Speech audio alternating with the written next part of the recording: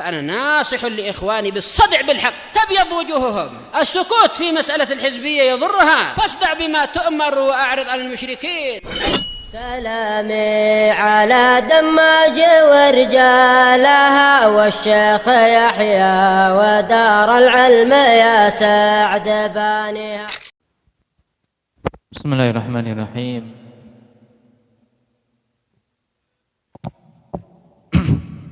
إن الحمد لله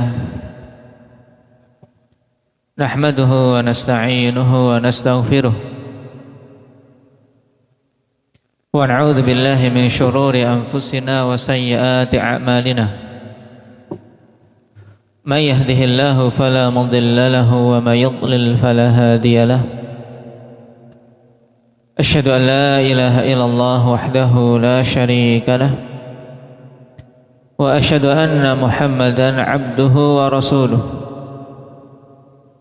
صلى الله عليه وعلى آله وأصحابه ومن تبعهم بإحسان إلى يوم الدين. أما بعد. إخواني الكرام معشر طلبة العلم rahimani wa rahimakumullah. Insyaallah ta'ala mulai pagi hari ini kita akan mengawali silsilah baru untuk pembahasan nahwu.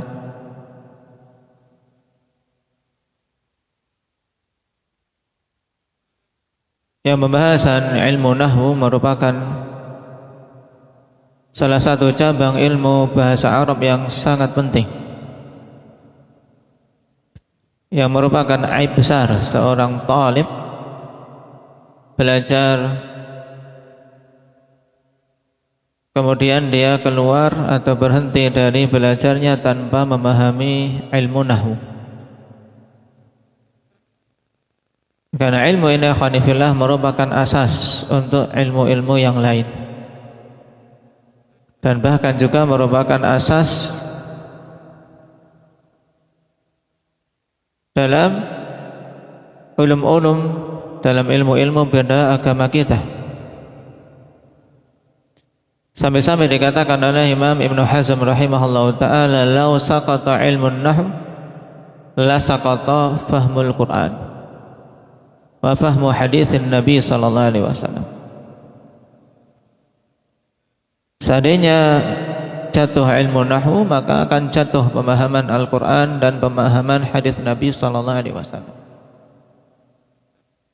Kenapa? Karena seorang mampu memahami Al-Quran, mampu memahami hadis, di antara dasar dan modal pokoknya ia paham ilmu nahwu. Paham ilmu nahwu. Itu dasarnya, walaupun butuh ilmu-ilmu bahasa Arab yang lain, karena bahasa Arab memiliki beberapa cabang ilmu. Sudah sekitar 12 atau 13 cabang ilmu. Dan di antara dasar yang paling pokoknya yang jangan sampai seorang talib lolos dari memahaminya, ilmu apa tadi Akmal? Ilmu nahwu. Naam.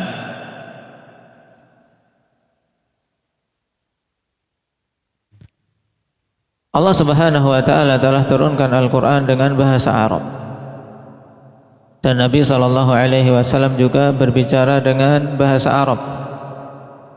Maka syarat pokok untuk seorang bisa paham agama ini apa? Paham bahasa Arab. Inna anzalnahu Qur'anan Arabiyyan la'allakum ta'qilun.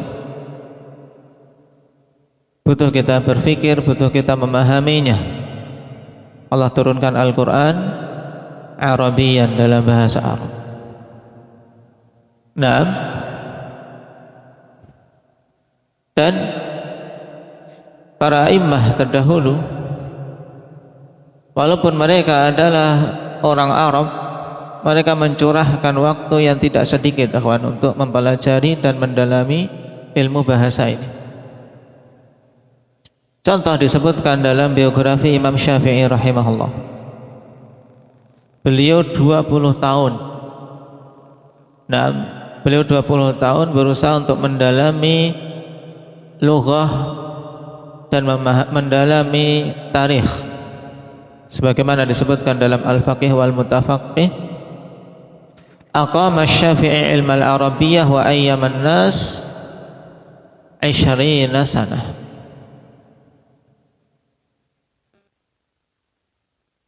Imam Syafi'i rahimahullahu taala selama 20 tahun terus-menerus berupaya untuk memahami ilmu Arabiyah. Sampai-sampai beliau tidak segan-segan untuk masuk ke pelosok-pelosok mencari orang-orang Badui untuk bisa mengambil bahasa Arab dari lisan-lisan mereka yang masih lurus, yang belum terpengaruh oleh kaum Ajam. Ingin mengambil bahasa Arab 20 tahun. Wa ayyaman nas, dan ilmu tentang hari-hari manusia, maksudnya tentang sejarah, tentang tarikh. Kemudian dikatakan kepada beliau tentang hal tersebut, kenapa sampai begitu lama? Kata beliau, faqala ma aradtu bihadza illa isti'anatan lil fiqhi. Ma aradtu bihadza illa isti'anatan lil fiqhi. Ini penting. Ya, juga hendaknya kita ketika belajar ilmu bahasa Arab, terkhusus di sini kita mau mempelajari nahwu, niatannya itu kita tidaklah mempelajari ilmu bahasa Arab kecuali untuk bisa membantu kita dalam memahami agama ini. Isti'anatan lil fiqh, untuk membantu kita agar bisa memahami fikih yang baik secara umum untuk memahami agama Islam.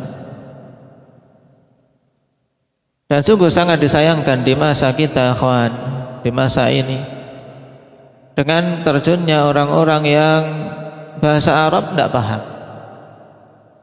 Nah, membaca Al-Quran tidak benar, kemudian terjun berbicara kepada dalam permasalahan din, permasalahan agama, pada permasalahan-permasalahan yang besar. Ini sangat memprihatinkan. Nah, sangat memprihatinkan. Padahal dulu para a'immah, mereka betul-betul mengupayakan untuk memahami bahasa Arab secara mendalam untuk bisa memahami agama Islam. Nah, maka antum para talabatul ilm harus ada tekad.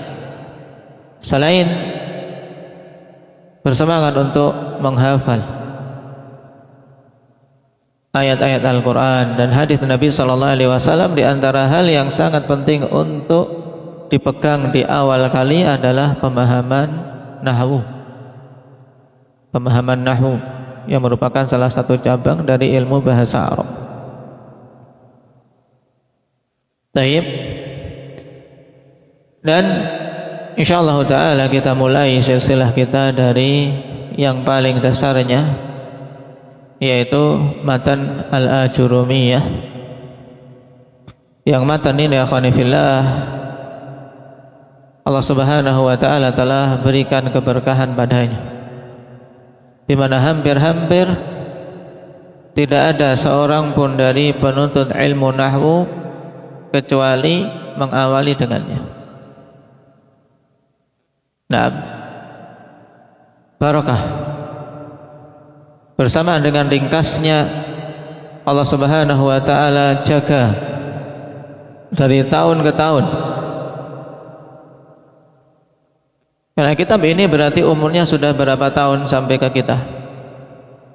Kalau pengarangnya Khanifillah wafat tahun 723. Pengarangnya wafat 723. Sekarang tahun berapa, Ahmad?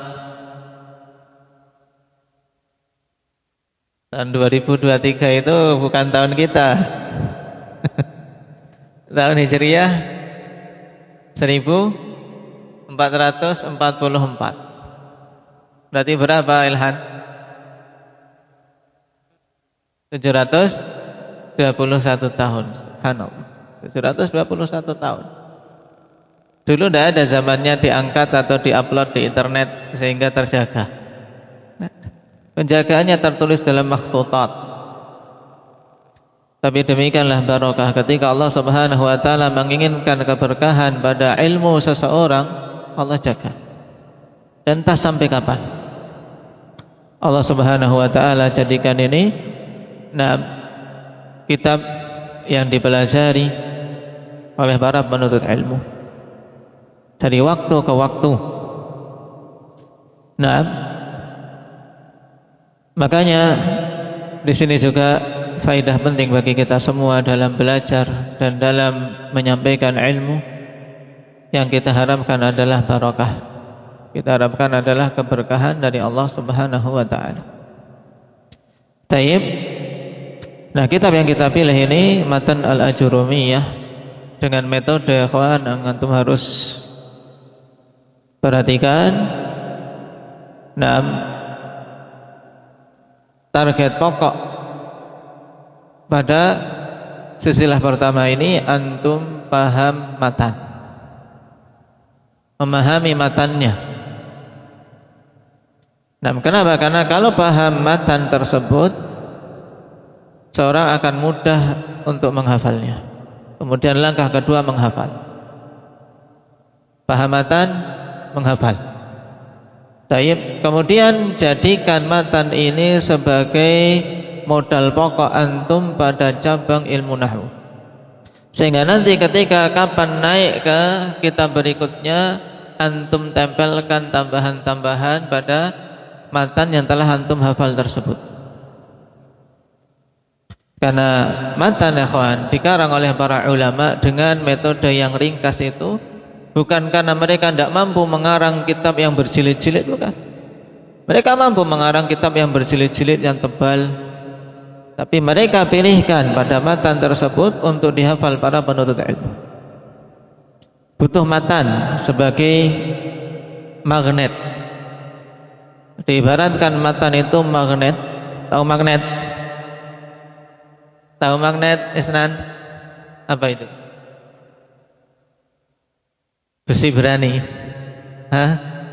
Daya besi berani menarik yang lain. Magnet. Nah, dia fungsinya kayak magnet. Ketika ada faedah-faedah baru nempel. Terus sampai antum tingkatan alfiyah. Jadikan matan jurumiyah sebagai apa? Sebagai magnetnya. Ketika pembahasan awal, pembahasan kalam, antum punya bekal dalam jurumiyah, al-kalamu huwa lafdzul murakkabu al-mufidu bil wad'i. Pegang tidak?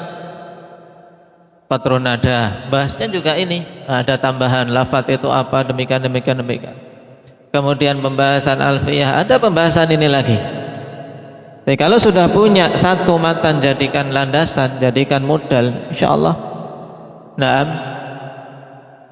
Berikutnya antum bisa tinggal mencari keuntungan karena sudah punya modal. Tidak perlu setiap belajar cari modal baru. Setiap belajar nahwu, belajar kitab lagi cari modal baru, harus punya modal. Sekarang antum lagi ngumpulkan modalnya ini. Modal pokok antum jadikan sebagai apa? Dasar matan jurumiyah.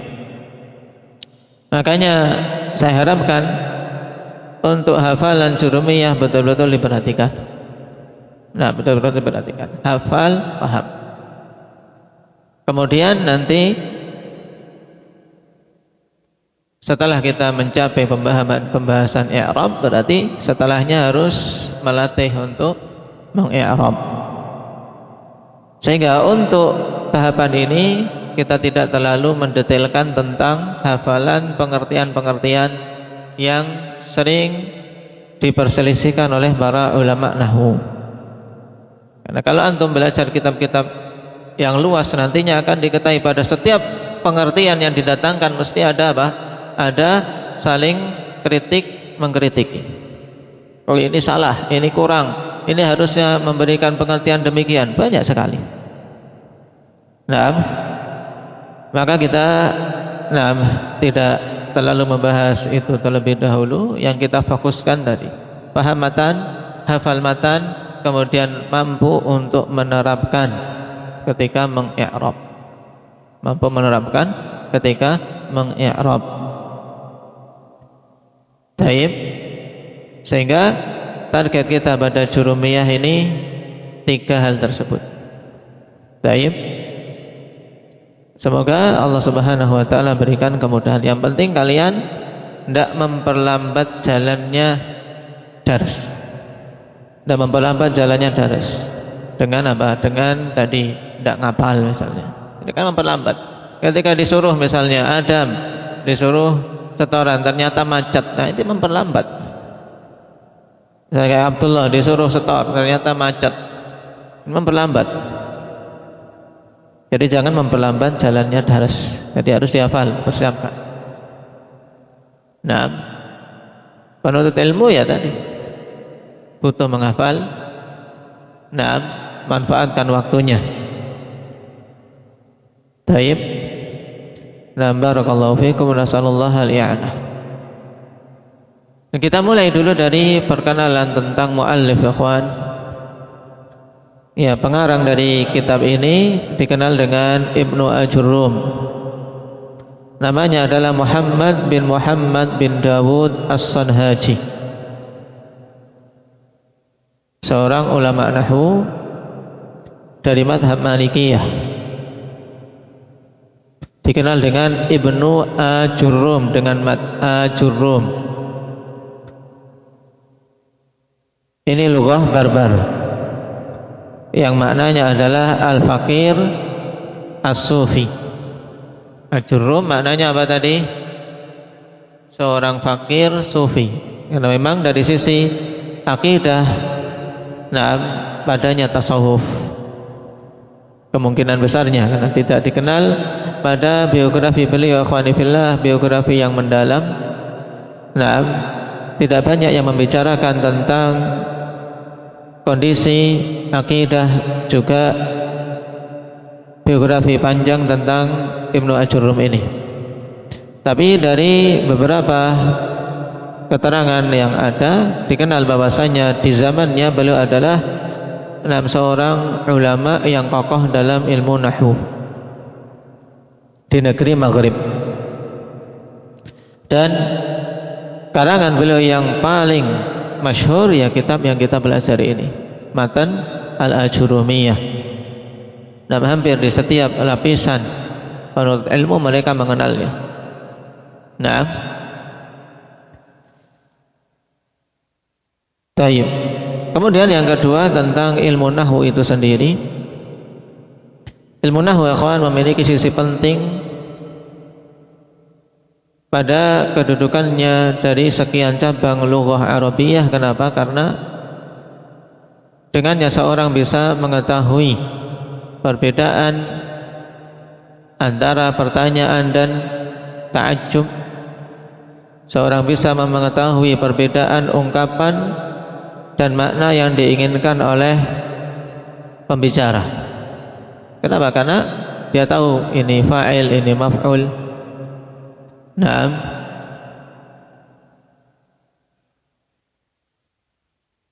makanya ilmu nahwu kemudian digandingkan lagi dengan satu ilmu yang lain, yaitu ilmu sarf, merupakan syarat pokok bagi penuntut ilmu untuk bisa paham bahasa Arab. Dan fokus dari pembahasan ilmu nahwu adalah kondisi akhir suatu kata. Jadi kita fokus dalam ilmu nahwu berkaitan dengan apa? Dengan apa? Rehan. Nah, kondisi akhir itu kata, bukan pertengahan, bukan awalnya, tapi kita membahas kondisi akhir suatu kata, perubahan-perubahan yang terjadi dari dhammah ke fathah atau kasrah atau sukun dan seterusnya. Baik. Kita mulai. Qala Ibnu Ajurrum rahimahullahu taala. Antum perhatikan dalam matan, al-kalamu huwa lafdzul murakkabul mufidu bil wad'i. Wa aqsamuhu thalathatun ismun wa fi'lun wa harfun jaa li ma'na.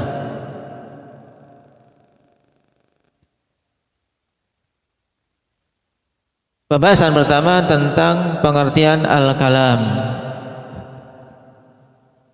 Al-kalam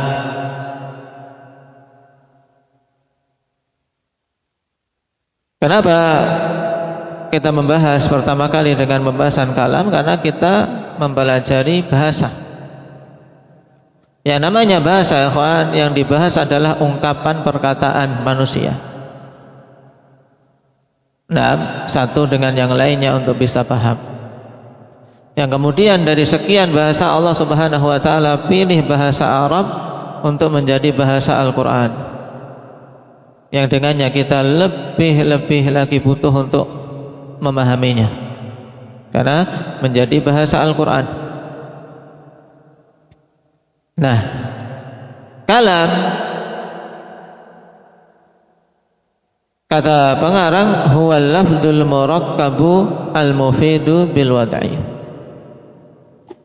yaitu lafaz murakkab, maknanya mudahnya yang tersusun, al-mufid yang memberikan faidah, bil wad'i dengan susunan dalam bahasa Arab. Jadi dalam pengertian ini ada 4 unsur yang harus ada untuk suatu ungkapan dinamakan kalam secara nahwu. Yang pertama harus berupa lafaz, yang kedua harus murakkab, yang ketiga harus mufid, dan yang keempat bil wad'i.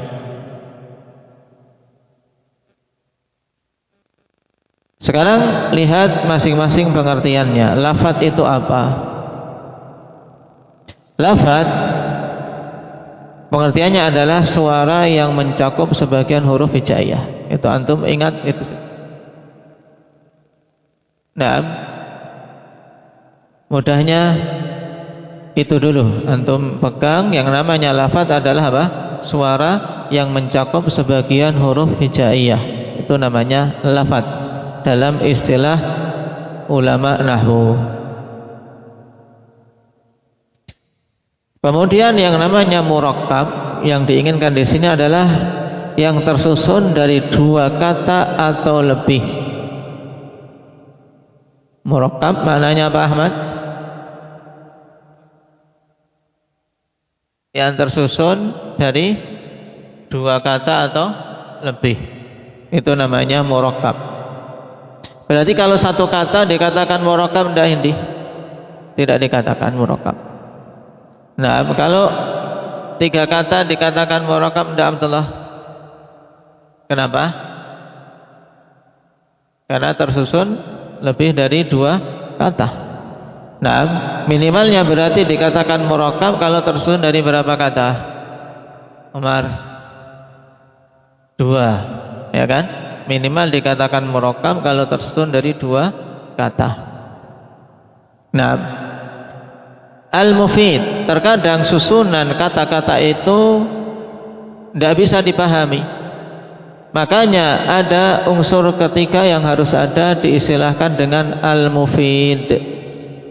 Yang dimaksud dengan al-mufid yaitu yang memberikan faidah makna,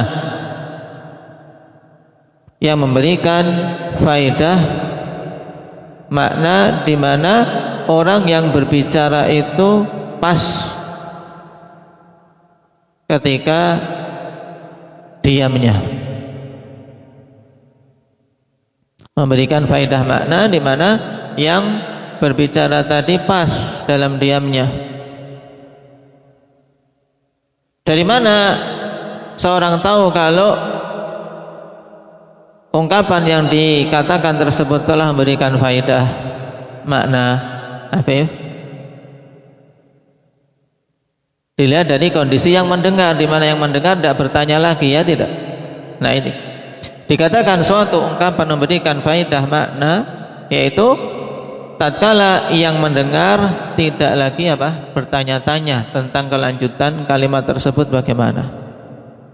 Nah, tidak butuh lagi, Karena dengan diungkapkan oleh orang yang berbicara tadi sudah cukup ada faedahnya. Misalnya al-ilmu nafi'un. Al-ilmu nafi'un. Ilmu itu bermanfaat. Ini ada berapa kata di sini?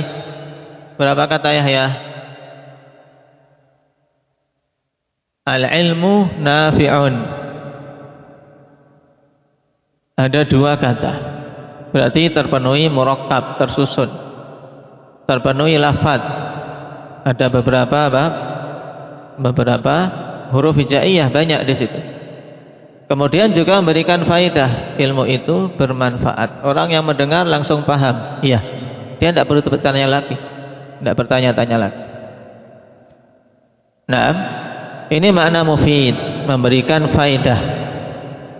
Ya, pemberian faedah itu karena apa? Karena yang berbicara pas diamnya. Berbeda dengan seorang yang mengatakan idza jaa Muhammadun. Idza jaa Muhammadun.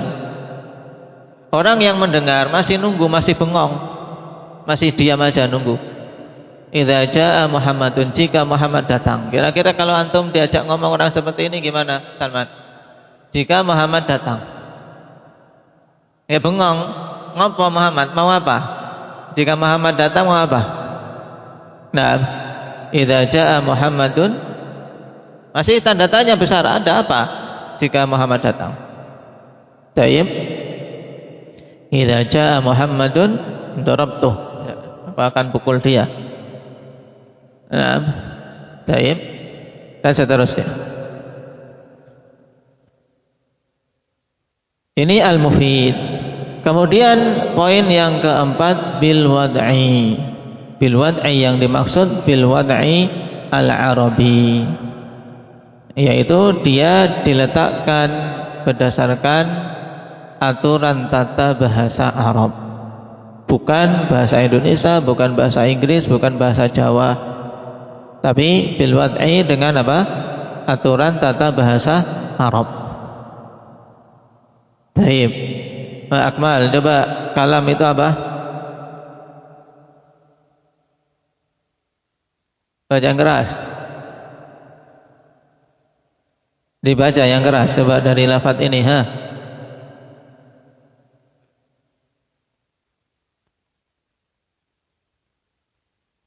Al-kalamu huwa lafdzul murakkabul mufidu bil wad'i. Langsung hafal kan? Nah, baca 3 kali yang keras, hafal. Kemudian pahami maknanya. Contohnya tadi yang memenuhi 4 unsur ini apa? Abdul Hafid yang barusan dicontohkan.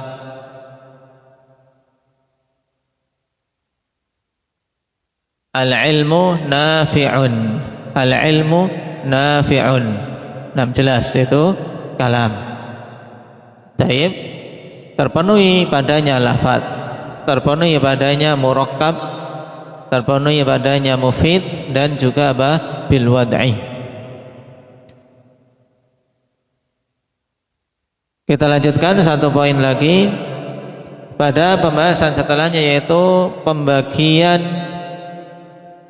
kata-kata dalam bahasa Arab. Kata pengarang wa aqsamuhu thalathah, dan jenis kata dalam bahasa Arab itu ada 3. Ismun wa fi'lun wa harfun ja'a li makna. Isim, fi'il, dan huruf yang datang dengan suatu makna. Di sini akhwan, perkataan Ibnu Ajurrum wa aqsamuhu, nah, secara sekilas orang mungkin pahamnya yaitu apa? Jenis-jenis kalam itu ada 3. Nah, untuk pemula ini terkadang membingungkan mereka. Maka kita ubah pada makna tadi, yaitu aqsamul kalimah, bukan aqsamul kalam. Taib, kalimah dalam bahasa Arab itu terbagi menjadi 3 jenis, isim, fi'il, dan huruf. Nah, di sini ada makna yang lain yang dibawakan oleh sebagian pensyarah, wa aqsamuhu thalatha, maksudnya unsur penyusun kalam itu 3. Yang menjadi penyusun kalam dalam bahasa Arab itu ada 3, yaitu fi'il, isim, dan huruf. Taib. Itu untuk makna matan. Jadi wa aqsamuhu thalatha, kalau secara makna pada matan berarti, dan unsur penyusun kalam itu ada 3, fi'il dan huruf. Berarti dan kalam itu susunannya susunannya adalah apa? Tidak keluar dari apa? Dari 3 jenis kata ini, isim, fi'il, atau huruf. 6. Tidak ada dalam bahasa Arab satu kata yang keluar dari salah satu kemungkinan yang 3 ini. Kemungkinannya dia isim atau fi'il, atau ndak isim ndak fi'il, berarti dia adalah huruf. Nah, baik. Dan huruf di sini dikatakan wa harfun ja'a li makna, dan huruf yang datang untuk suatu makna. Itu yang menjadi pembahasan kita. Karena di sana huruf terbagi menjadi 2, kawan. Huruf terbagi menjadi 2. Nah, harfun ja'a li makna, huruf yang datang untuk satu makna, ini yang dinamakan dengan huruful ma'ani, huruf-huruf yang memiliki makna. Itu yang menjadi pembahasan kita, seperti huruf jar yang akan kita lewati. Kemudian juga huruf ataf akan kita lewati insyaallah, dan seterusnya. Pokoknya huruf-huruf yang memiliki makna, itu yang menjadi pembahasan kita. Kemudian jenis huruf yang kedua namanya huruful mabani. Huruful mabani, yaitu huruf-huruf yang menjadi bangunan suatu kata. Nah, huruf ini kalau berdiri sendiri tidak punya makna. Itulah huruf-huruf hijaiyah yang menjadi bangunan suatu kata, dinamakan huruf apa tadi? Huruf apa tadi, Hamzah? Huruf mabani. Seperti pada kata hamzah misalnya, ha, mim, za, ta. Pakai ha, bukan hamzah, bukan hamzah, tapi hamzah. Nah, ha. Baik. Ini huruf mabani. Jadi huruf secara umum terbagi menjadi berapa, Mujahid? 2, yaitu huruf ma'ani dan huruf mabani. Yang menjadi pembahasan kita huruf apa? Dalam pembahasan nahwu, putra?